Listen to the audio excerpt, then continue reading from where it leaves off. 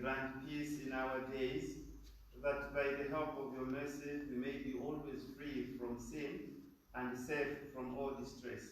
as we await the blessed hope and the coming of our Savior, Jesus Christ.